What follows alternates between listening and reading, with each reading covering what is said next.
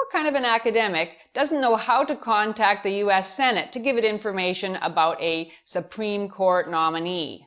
Well, the kind that teaches at Palo Alto University in California, and that's my subject on today's Flamingo File.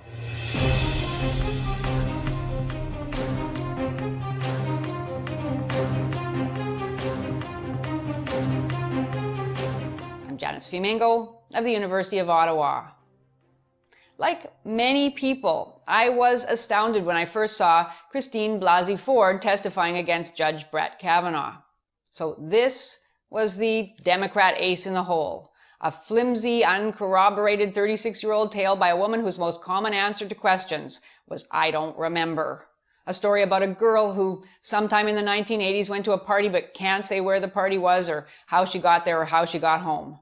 A story denied under oath by the other people named, notably by the lifelong friend who supposedly accompanied Blasey Ford and presumably might have noticed and remembered when her friend disappeared upstairs for a lot longer than it takes to use the bathroom and then went off into the night, never to return. Hillary Clinton has claimed recently in an interview that she found it very convincing that Ford said, "I don't remember that, but I do remember this." Only in a feminist universe could a story be said to be believable because much of it is a tearful blank. And by the way, if Christine Blasey Ford had merely looked at the Facebook page of her own Palo Alto University, she would have found a link enabling her to contact her senator, which was what she claimed she didn't know how to do. Now, even putting aside the inconsistencies and holes in Ford's story, I was shocked by the woman herself, by her whole demeanor.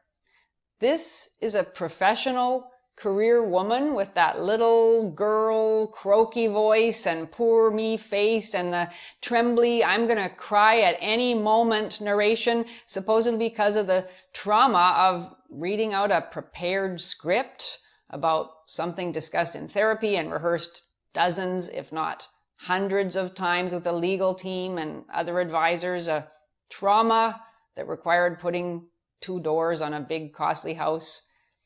Yes, this is the elite professional woman that feminism has created after 50 years of nonstop grievance mongering. She's hard as nails underneath, more than willing to destroy a man's life and family with a story she must know can't be verified, and playing to the hilt the fragile survivor, the victim of a trauma that cuts in and out conveniently, excusing memory lapses and delaying the Senate hearings, but never interfering with a successful and privileged life.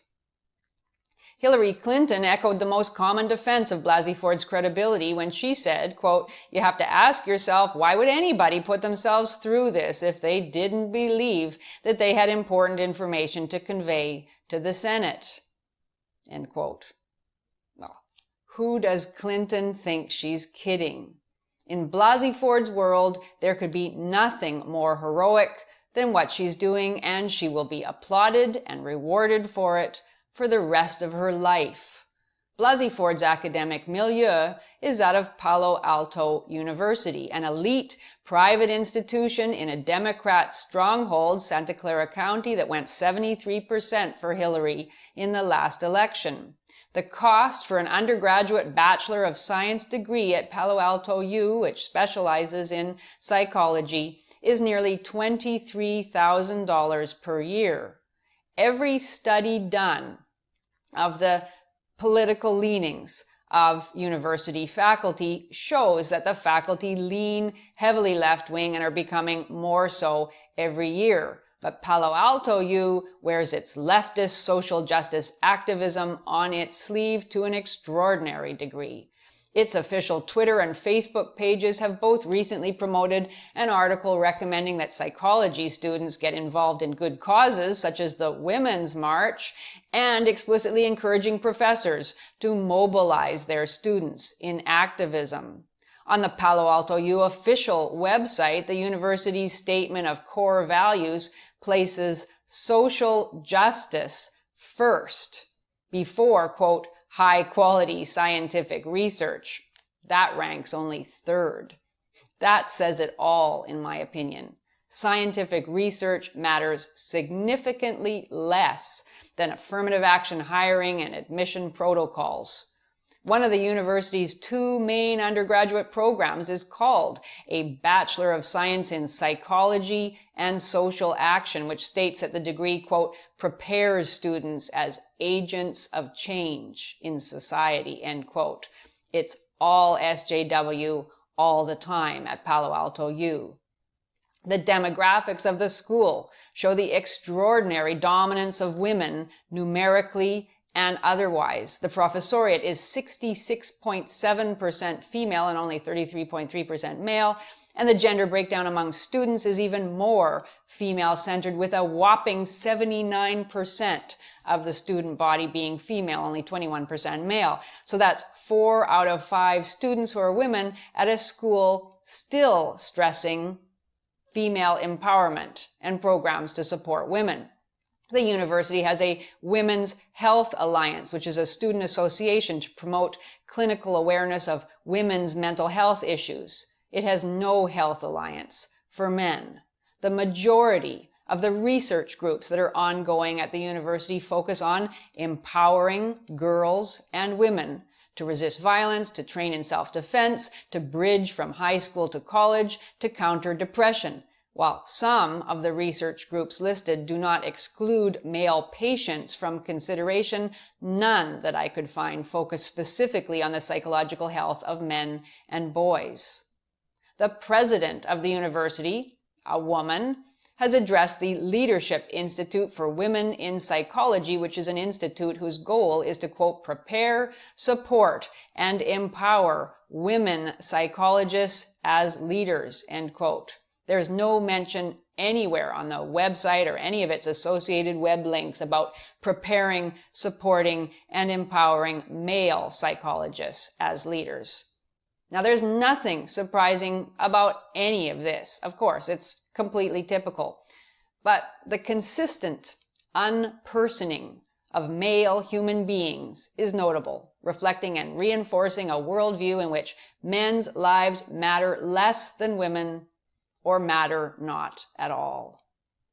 And this is the blinkered one-party milieu of Palo Alto University, and Blasey Ford's testimony, short on verifiable fact and long on feminist victim rhetoric in the service of a partisan agenda, might be the perfect expression of the Palo Alto worldview. In her safe environment, Christine Blasey Ford will almost never have to encounter a view contrary to the female victim glorifying culture that has been fostered over decades by feminist activists. According to the feminist paradigm, Ford has reached the pinnacle of achievement, smearing a powerful conservative man with nothing more than her trembling voice and, of course, her knowledge of trauma theory, which is also a main focus of Palo Alto University. And can we stop pretending that this is some kind of horrible ordeal for Ford? She has already received a proclamation from the Palo Alto City Council and its female mayor for her alleged courage in testifying against Kavanaugh and for inspiring other self-proclaimed victims of sexual assault to come forward. Members of her neighborhood have rallied around her, lining the street in front of her house to, quote, protect her, supposedly from the now obligatory death threats it is claimed she is receiving. One resident of Ford's Tony neighborhood emphasized that Ford is a symbol for female sexual assault survivors everywhere. She said, quote, I'm here today for all my friends who are too re-traumatized to come, who say, I can't go through this again. They can barely get out of bed because it puts them right back where they were 25 or 30 years ago, end quote.